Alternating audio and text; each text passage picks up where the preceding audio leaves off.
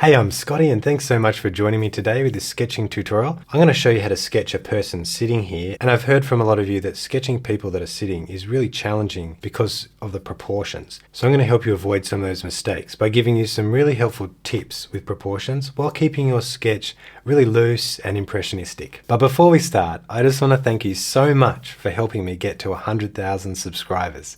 Thank you for everyone who's subscribed, who's liked, who's commented on my videos. I really appreciate all of you. And a special mention goes to my Patreon members, both my past and present members, who have supported me to make these weekly tutorials. I really couldn't have turned my dream into reality without you, so thank you so much. Okay, so we're going to start with pencil to give us a bit of construction, but you can go straight to ink if you like here. So we want to get the height and width of the head. So let's just place a circle here for the head at a slight angle because the head's at an angle there. And then we want to place the shoulder. So if we break this face into three, about a third of that face is how far the shoulder goes down. And it's just off to the side a little bit there. Then the other shoulder, it's almost angling back the other way. We can see here it's almost a head width over here, so angling downside. Now that we have both shoulders in position, the most important part of sketching someone sitting is finding where their bottom sits on the seat. How you do that is you can go down 3 head lengths from the shoulder. So 1, 2, 3. And so this here is her thigh on the seat. And we can come down the other side as well. 1, 2, 3. And that would be the other corner of her body back there. So we can see here if we draw a rectangle, this is kind of her upper body shape there. Find where the knee is. That's a little bit trickier because we have to use a bit of estimation. So if we're directly side on, the knee would come out 1.5 heads to where the knee is. But in this case, there's a bit of foreshortening because she's twisted and she's got one knee over the other. If the leg took up about nearly a third here of this space here, came out towards us, it could be about here somewhere.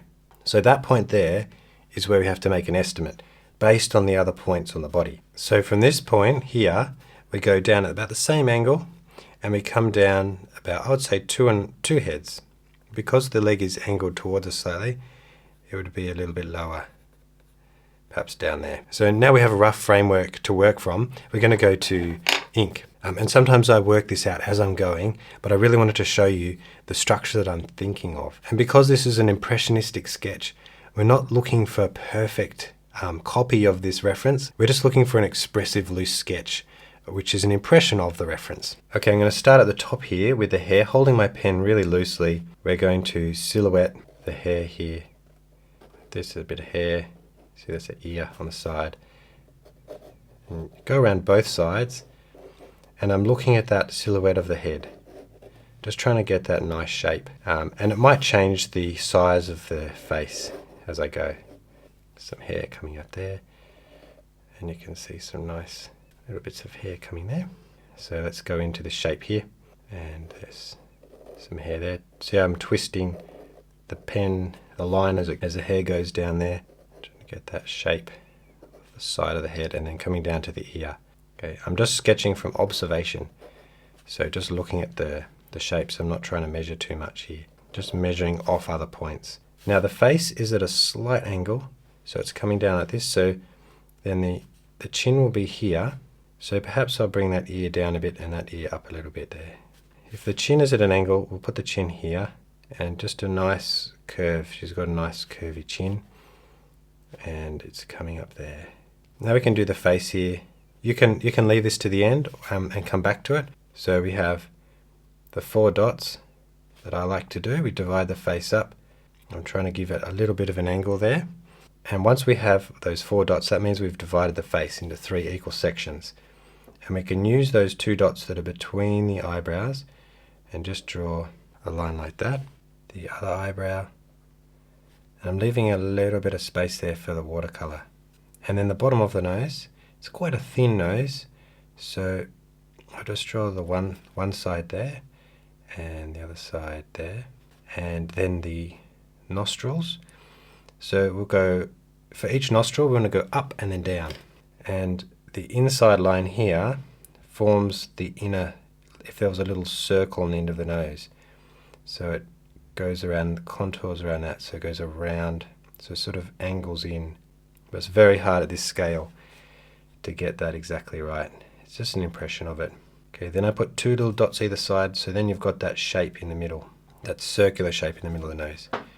Okay, so it goes straight up from that corner towards the eyebrow, about halfway between, and then just slightly up between the eyebrows, just above halfway. We've got a dot there. Okay, and then the same width as that width across, and the same width. Now we'll do that, the eyes here. We want to draw the top eyelid, which we're going to do in 2 lines as well. So one nice line like this, up like this, and then down, and then one short one there, and then down. And we can add some eyelashes, and on this side too. Now we really want to make her look like she's looking up in the air. So we need to put the iris right on the side, so she's looking like she's up, looking up there. So it's sort of exaggerated, but there you go. And then some little support lines around there. Lines there. Now the bridge of the nose. There's a line there, a line there. Okay, so now we can move on down to the lips. We'll go between the chin and the nose. We will put a dot here and a dot here, and that's the corners of the mouth.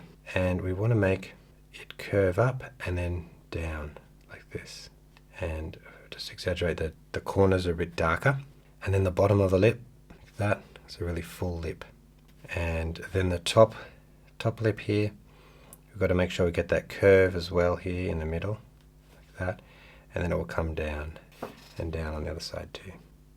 Let's do the neck here, down here, this curve here of the jaw, bring that in slightly like that. And we look at the neckline here. I'm just coming off from the eye, it's cutting into that jawline there, and down there, and across. So the chin could have been a little bit higher, but that's okay. Some of these details are not quite exactly what the reference is, but the idea is that we've got the girl moving, looking up, and with that little dark section of the lip, I can add a bit of white from my Posca pen to fix that up. And I'll just add a little bit of hair coming down here. Now we're going to look at the rest of the body and put that in context. So we come out from here and we imagine that there's a collar, and we're working our way down to that shoulder where we made that point before. And I'll work on both sides because sometimes it helps to get the symmetry right. And I'll do the collar here as well. So it comes out, comes about there, it comes around here. Okay. And these shapes, there we go. And then we can make our way to do this collar here. And I'm doing these shapes here when I usually go around the outside, just so I can get a context of how far to come down. Okay, so I can see here that's the edge of collar, so I need to bring that shoulder out a bit. I can't see exactly where the arm is because the flower's in the way, but I won't draw the flowers. I'll look at both sides as a whole, and that comes out like this. Somewhere there. Now if we're looking for where the elbow is, it's 1.5 heads from the shoulder to the elbow, and I've already done 1 head here and 2 heads, so if I go back here and I swing it around, that's about where the elbow is, and it would come around like this, so we can draw construction but with the wrinkles. We can come down here. I'm just looking at the silhouette more than measuring anything. So then we have that clothing, and as we said before, the thigh is about there somewhere. Okay, now we have the hand, and we can see if that's about the elbow, the elbow would come down to about here somewhere, and it would come back up. We have that sleeve or that arm sock coming in there, and then the edge of the clothing, and it comes in, and we're coming up. Now we want to draw the hand. I'm not going to draw the anatomy of the hand and try and work this one out. It's more an impression, so it won't look exactly right, but we're just drawing the silhouette. So don't be too hard on yourself on this hand. It's a very tricky hand if you're trying to follow along here. So just draw that shape of the hand, and then we're coming down. And I often compare the hand size, that width, that height there, with the nose. So it's about approximately that length. So the shape should come down to there somewhere. But mostly focusing on shapes. and silhouettes. Okay, and now the fingers here, once again we can just outline those. There's some there, and then they come down there, and we can see the edge of the mug comes down like this, and these fingers here have a split in them. It's a nice little shape to draw, and then we can loosely draw the difference in the fingers. This, you can draw a knuckle there. It's very, very loose, but when you add watercolor, if you've left that loose enough, you won't even notice.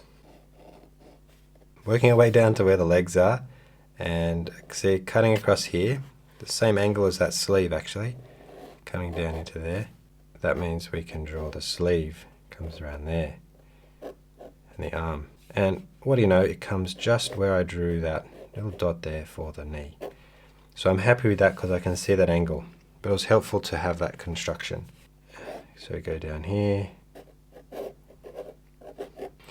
there's something here. Just adding the wrinkles and the details there. Little seam line, and there's a button here. So I've added in some details, but I should stick to the main shapes. So it comes to about here, and then you can see this fold joins up there. So let's draw this. And then there's a fold here. Really nice wrinkles here. And if you're drawing wrinkles, just draw those, same as the hair almost. We're folding them over.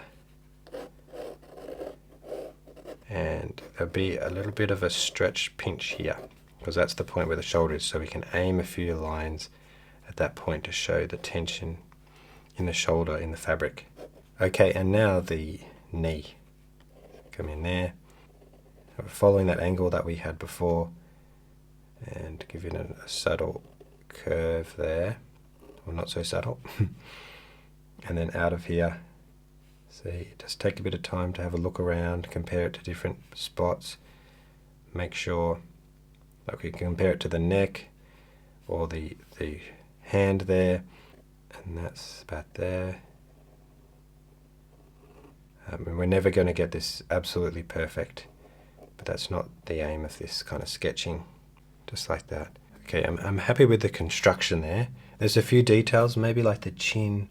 The chin might have been better, a little bit higher here, so I might change that. But I'll let this ink dry, and then we'll rub out the pencil and get onto the watercolor. Okay, I've let that dry. I've rubbed out the pencil. I added little pupils on the eye, which I just put just in the top, touching the top eyelids, and I just slightly changed the chin there. But apart from that, we're ready to go in with our wash. So I have my number 6 round brush, and got my water here, my rag, my paper towel, Winsor Newton colours, which I'll put at the bottom of the screen here, the ones that I'm using. I have burnt sienna first, which I'm going to use. I've got a clean palette so that the colour is nice and clean here. Okay, so I'm imagining how much water will I use for the skin. Probably about that much. And then I put that much burnt sienna in. Okay, so you don't want it to be too strong. She's got quite light skin. Don't want too much in my brush, but I will start down here on the hands. I've got the right amount of saturation.